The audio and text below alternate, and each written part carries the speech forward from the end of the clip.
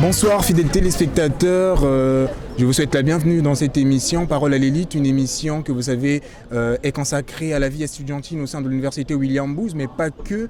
Et justement c'est dans cette optique de l'université William Booth que nous... et donc que je reçois pour vous monsieur Luamboa Kokolo, étudiant au sein de l'université William Booth.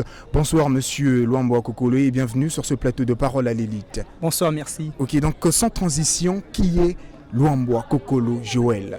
Joël Luamboa Kokolo est étudiant de l'université William Booth en 3e année de droit public. Il s'est défini comme étant un jeune ambitieux et perspicace.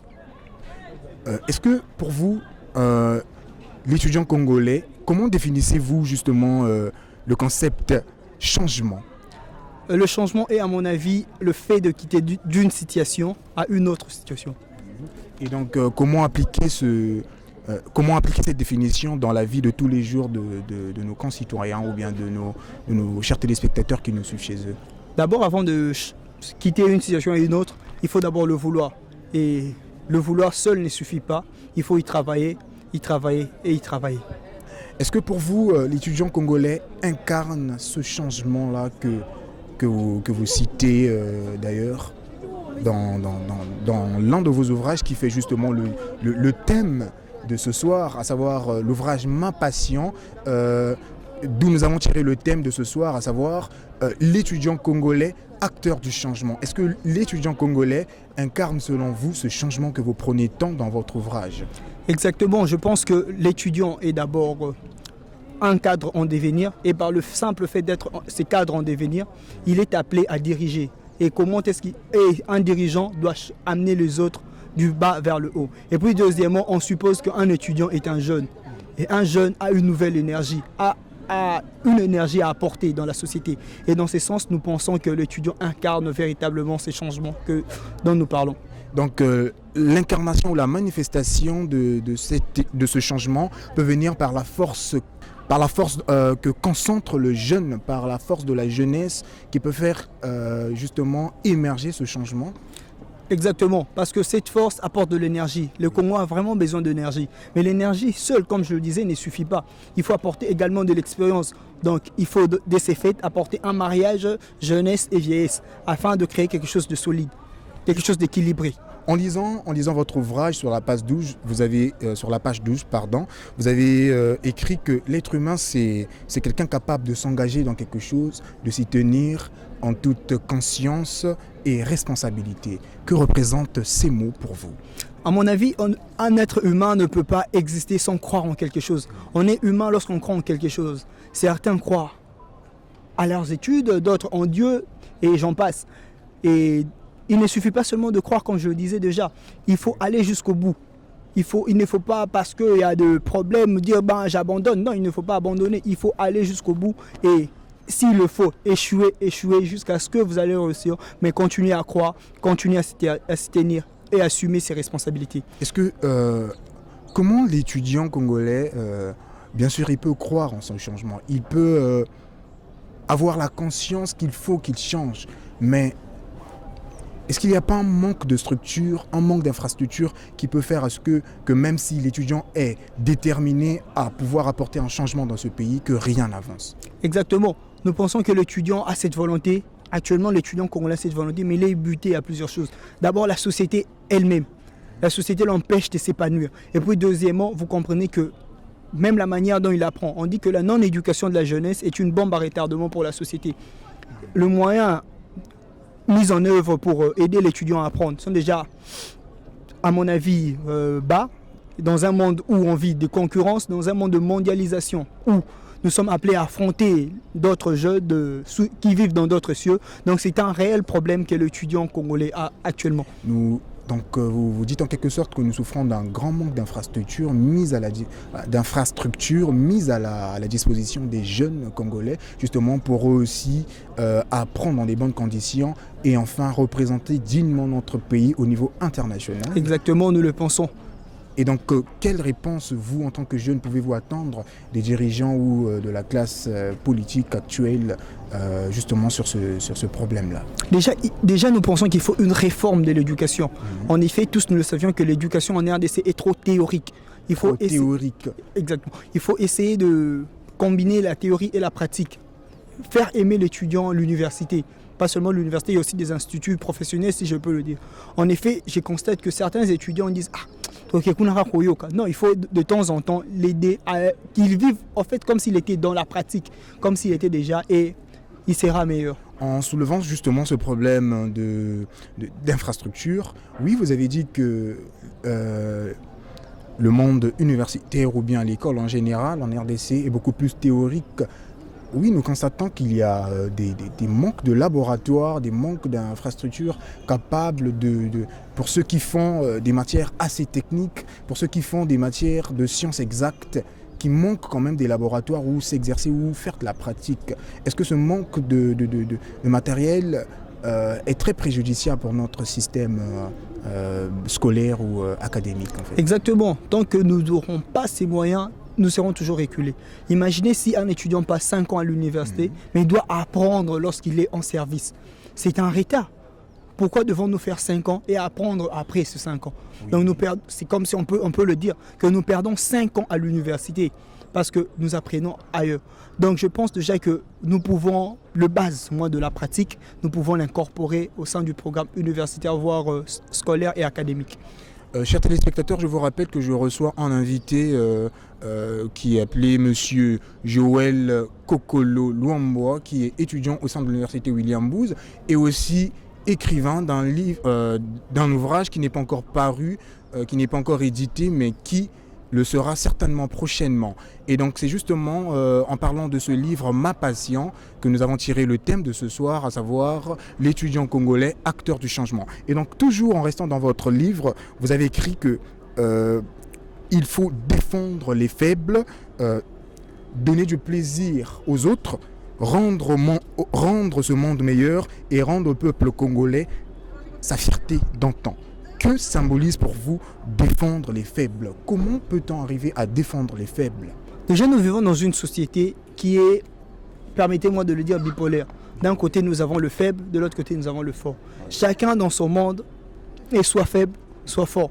Et d'ailleurs, nous le constatons, on est soit grand, soit petit. Le faible peut être le petit qui est juste à côté. Le faible peut être ces petits jeunes hommes qui manquent 500 francs pour acheter du pain. Donc, d'une certaine manière, nous avons toujours cette capacité d'aider le pauvre, de rendre le pauvre heureux, le faible également. Est-ce que cette bipolarisation, à savoir le faible et le fort, se traduit aussi dans notre société ou bien se manifeste aussi dans notre société par les disparités au niveau de la classe dirigeante ou de la classe aisée par rapport à la classe très défavorisée de nos quartiers populaires? Exactement.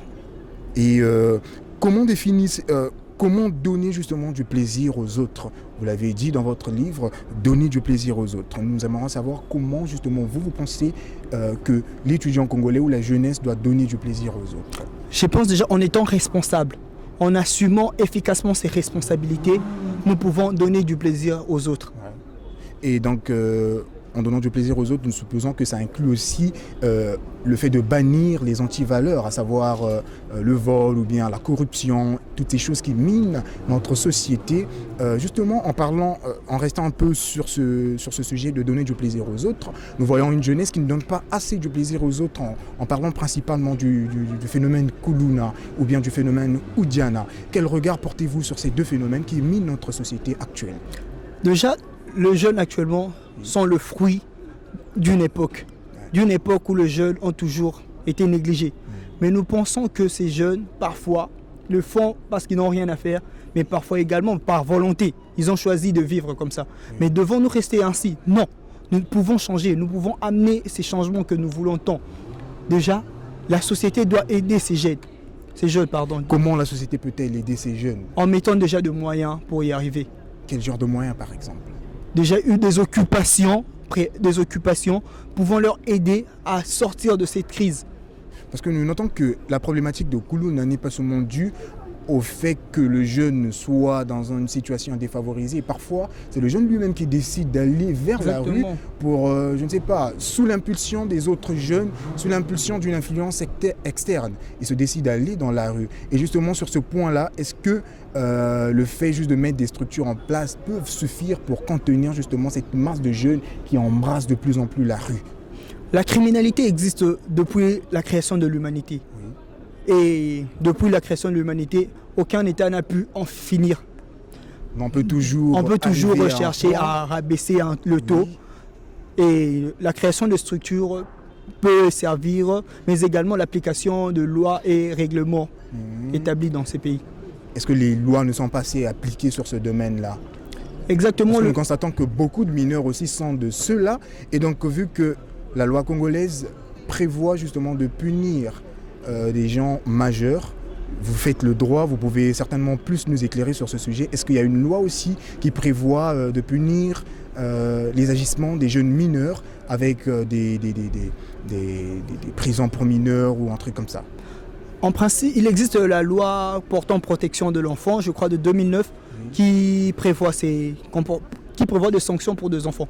En effet, vous avez dit que la loi ne permet pas de sanctionner des mineurs, mais moi je dirais que c'est faux, puisque la loi dont je viens d'évoquer permet à ce qu'un mineur qui a déjà atteint l'âge de 14 ans soit responsable pénalement. D'accord, donc un mineur responsable de 14 ans peut être responsable pénalement. Ok, vous nous informez sur beaucoup de choses, monsieur Joël Kokolo. Et il y a une phrase qui m'a particulièrement marqué dans votre livre, c'est « rendre ce monde meilleur ». Comment vous, en tant que jeune, vivant à Kinshasa, dans la République démocratique du Congo, en Afrique, comptez-vous rendre ce monde meilleur qu'il ne l'est déjà? Déjà, il faut agir positivement. Oui. Et il faut chercher à influencer. Tous nous savions que Jésus a commencé seul. Ensuite, il a eu 12 disciples. Mais aujourd'hui, le christianisme, ce sont de millions de personnes. Donc, de ces faits, nous pensons que être jeune, avoir cette volonté de rendre ce monde meilleur ne suffit peut-être pas. Mais seuls, nous pouvons commencer quelque part. En chemin, nous allons rencontrer d'autres personnes. Et avec cette volonté que nous avions tous, nous pouvons le faire. Et surtout, avec plus d'humanisme, nous allons atteindre cet objectif. Ok, donc il faut plus d'humanisme, rassembler les jeunes vers un seul slogan, à savoir « allons tous ensemble vers l'avant », allons tous ensemble pour construire l'avenir de ce pays qui est entre les mains de jeunes, que je le signale. Et donc, la quatrième citation dans votre livre, c'est de rendre au peuple congolais sa fierté d'antan. Est-ce qu'aujourd'hui, le peuple congolais manque justement de cette fierté qu'elle avait avant? Je pense que le peuple congolais est vraiment perdu. Le peuple congolais n'a plus cette fierté. Aujourd'hui, dans certains mondes, on reconnaît le peuple congolais par la sape, la danse. Certes, c'est notre culture, mais ça ne nous honore pas comme avant. Avant, quand on parlait de Congolais, on parlait de peuple guerrier, de peuple qui, d'une certaine manière, a dominé le monde. Je ne veux pas faire un cours d'histoire ici, mais tous nous savions que le Congo a dominé le monde d'une certaine manière. Et je pense que nous pouvons encore récupérer cette fierté. Justement, en parlant de fierté, nous sommes dans un pays rempli de richesses minières, donc de toutes les richesses, que ça soit hydroélectrique. Nous avons tout ce qu'il faut dans notre pays, mais on a toujours l'impression que ces richesses, c'est d'autres personnes qui en profitent. Et donc la fierté du Congolais en prend un coup. Et il n'est plus trop fier pour dire que non, voilà, je suis Congolais, je suis de telle ethnie, voilà, je suis un tel Congolais, donc je peux me dresser fièrement devant vous. Et donc, que faut-il faire pour justement redonner cette fierté-là au peuple congolais? D'abord, il faut une réelle volonté, une volonté collective. Chacun de Congolais doit se dire, bon, ça suffit, aujourd'hui nous récupérons notre fierté. Est-ce que cette volonté-là ne peut pas aussi venir des hauts dirigeants qui sont, eux, plutôt bien placés pour apporter ce changement de mentalité et apporter justement cette fierté dont le peuple a tant besoin? Ces hauts dirigeants sont déjà l'émanation de la population, c'est-à-dire ils viennent de la population. Ce ne sont pas des gens qui viennent d'ailleurs. Oui. Donc c'est pourquoi je dis que cette volonté doit être collective, doit commencer au plus bas niveau afin de monter jusqu'au sommet. Parce que ça ne servirait à rien que le haut dirigeant prenne des décisions qui sont contestées par la base. des hauts dirigeants acquis à la cause du peuple, qui travaillent pour le peuple et qui transmettent ce que le peuple a besoin au reste du monde. Exactement. C'est là donc la recette pour espérer le retour d'une fierté congolaise. Ok, donc toujours dans votre livre, vous avez signifié, vous avez cité une citation de William Booth, pour ne pas me répéter, à savoir, tant que les femmes pleureront, je me battrai, tant que les enfants pleureront de faim, je me battrai, tant de choses que ce fondateur de l'Armée du Salut a dit. Est-ce que les paroles de ce grand homme d'église ou de ce grand homme chrétien vous a aussi influencé dans l'écriture de votre livre ou bien dans votre vie de tous les jours pour justement citer, pour justement inclure sa citation dans votre ouvrage? Quand on est être humain, on est toujours inspiré par ceux qui sont passés devant nous. On est toujours inspiré par grands, par meilleurs que nous. Alors nous pensons que déjà que nous avons des aspirations, nous pensons également que cette citation de William Booth nous a vraiment aidés.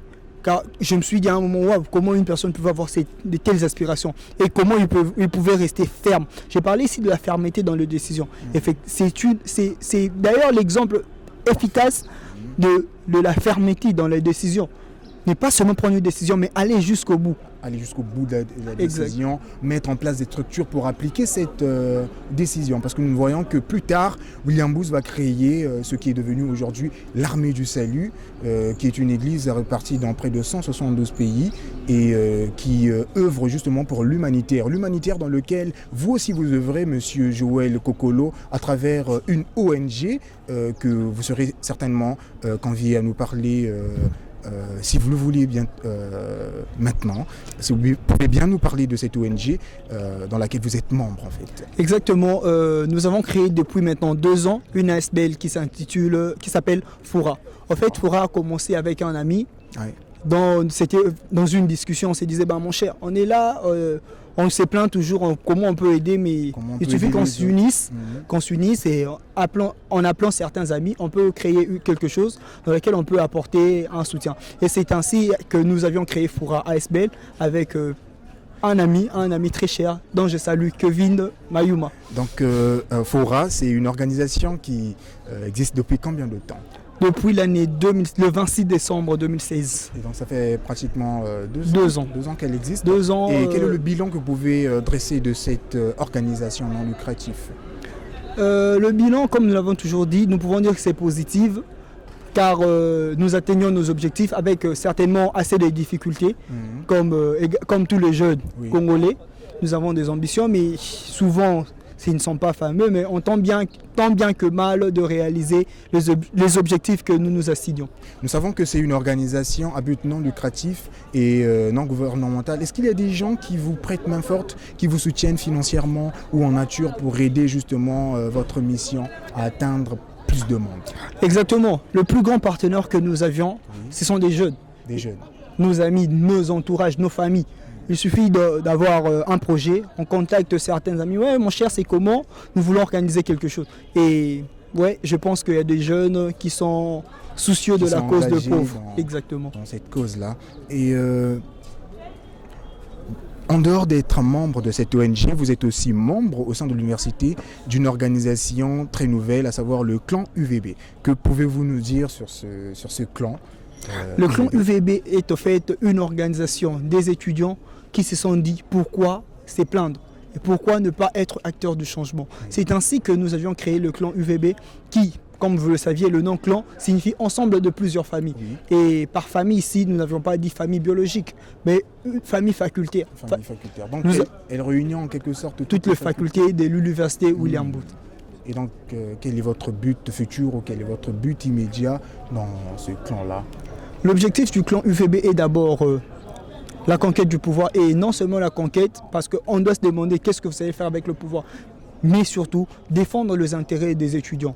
Défendre seuls les intérêts des étudiants ne suffit pas. Il faut savoir concilier les intérêts des étudiants et les intérêts de l'université. Certains téléspectateurs ont peut-être pris peur en disant la conquête du pouvoir. C'est pas la conquête du pouvoir politique, mais on parle là de la conquête du pouvoir du collège des étudiants. Donc il ne s'agit pas de la conquête du pouvoir politique, il s'agit de la conquête il s'agit de la conquête du pouvoir du collège des étudiants, c'est bien cela? Exactement. Et donc, que comptez-vous apporter de nouveau que vos prédécesseurs, au cas où vous êtes élu, au cas où l'un de vous, dans le clan UFB, est élu président du collège des étudiants, quels sont les principaux axes sur lesquels vont s'articuler votre mandat? Quels sont les points sur lesquels vous allez agir, marteler pour vous démarquer de vos prédécesseurs? Déjà, nous avions dit nous allons vendre très cher l'image de l'étudiant de l'université William Booth. Nous avons remarqué qu'au sein de cette université, il y a des qualités, d'énormes qualités, mais qui ne sont pas mises en valeur. Chose que certains présidents ou membres du collège des étudiants n'ont pas fait. Et il ne suffit pas seulement de mettre en valeur, mais il faut également défendre les intérêts des étudiants. Défendre les intérêts des étudiants, car l'étudiant doit être le centre de l'université. Le centre de l'université, donc vous voulez mettre l'étudiant au centre de l'université, mais beaucoup l'ont fait. Mais vous, comment comptez-vous vous démarquer de ceux qui l'ont déjà fait? Parce que beaucoup sont venus avec ces slogans. Non, mais nous voulons mettre l'étudiant au centre de l'université. Nous voulons que ça soit l'étudiant, le principal, je sais pas, concerné de notre mandat. Mais au final, quand on observe, c'est vraiment pas ça. Ce sont par exemple des intérêts propres ou bien par exemple c'est d'autres personnes et tout. Comment comptez-vous justement arriver à mettre l'étudiant au centre de votre mandat à la tête du collège des étudiants de l'université William Booth? Premièrement, c'est vraiment une aspiration. Oui. Une aspiration de mettre l'étudiant au centre, car nous savions que l'étudiant est appelé à diriger. Comment est-ce que nous allons diriger quand on a été, par exemple, permettez-moi de le dire, négligé? Bon, là, c'est pas trop le truc. Et puis, deuxièmement, c'est une question de volonté. Volonté et surtout de travail. Donc, est-ce que vous ne pensez pas qu'il y aura une guerre fratricide entre ceux qui ont ce pouvoir-là et vos détracteurs qui ne vous laisseront certainement pas tranquilles? Comment comptez-vous justement répondre à cette contestation-là qui sûrement sera virulente? Nous avons vu avec des élections passées que c'était pas une mince affaire. Des candidats ont mobilisé des grands moyens pour tenter de convaincre l'électorat universitaire. Déjà, ce n'est pas une contestation comme vous le dites. Oui. Loin de là. Nous sommes dans une famille. Le clan UVB, c'est vraiment une famille. La guerre, non, on ne parle pas de guerre. Certes, on a des avis différents. Donc nous, on préfère dire que nous sommes dans un combat d'avis où chacun a son avis, mais on ne pense pas que notre avis est meilleur que celui des autres. Nous pensons plutôt que le grand problème se trouve dans l'action. Ouais. Certes, chacun peut avoir son avis, mais comment est-ce qu'il met cet avis en pratique? Car comme nous venons de dire, il y a une différence entre la théorie et la pratique. Et nous pensons, avec les technocrates qui sont avec nous, si je peux le dire, avec les gens qui ont cette volonté, cette aspiration, nous allons atteindre cet objectif. Merci. Justement, pour revenir dans votre ouvrage, vous avez dit, pour revenir sur les citations que vous avez écrites dans votre livre, mais comment puis-je défendre les faibles lorsque je le suis également? Comment comptez-vous avoir une position dominante pour défendre ces faibles? Parce que là, vous vous plaignez du fait que vous êtes faible, mais je ne pourrais pas défendre ces faibles-là en étant faible moi-même. Comment?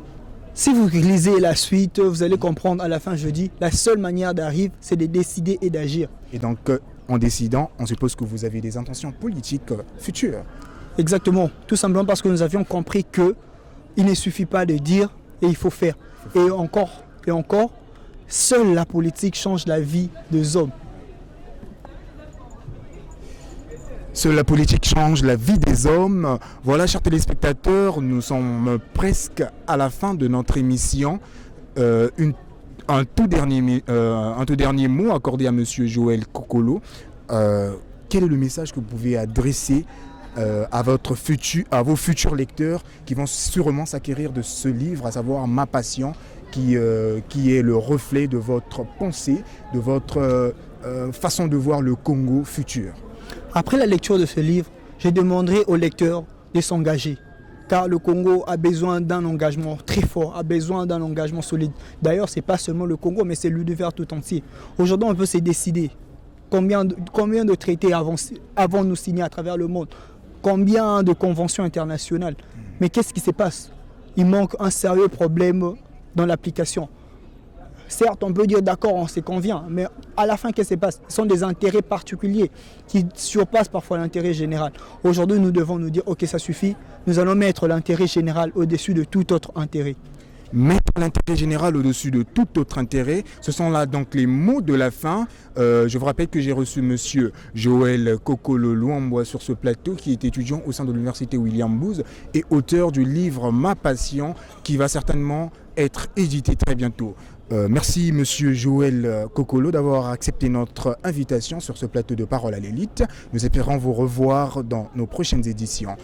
Merci à vous aussi, chers téléspectateurs, de nous avoir suivis durant cette émission. Je remercie l'équipe technique qui a aidé à la réalisation de cette émission, à savoir Jacques Matadi qui était à la caméra et à la régie du son. Je remercie l'équipe coordonnatrice de cette émission, à savoir monsieur Trésor Tikunku et monsieur Dan Mwambi. Le rendez-vous est donc pris pour un prochain numéro dans les jours qui viennent. D'ici là, portez-vous bien. N'oubliez pas que vous pouvez nous retrouver sur les réseaux sociaux, Facebook, Twitter, Instagram, YouTube. Au revoir.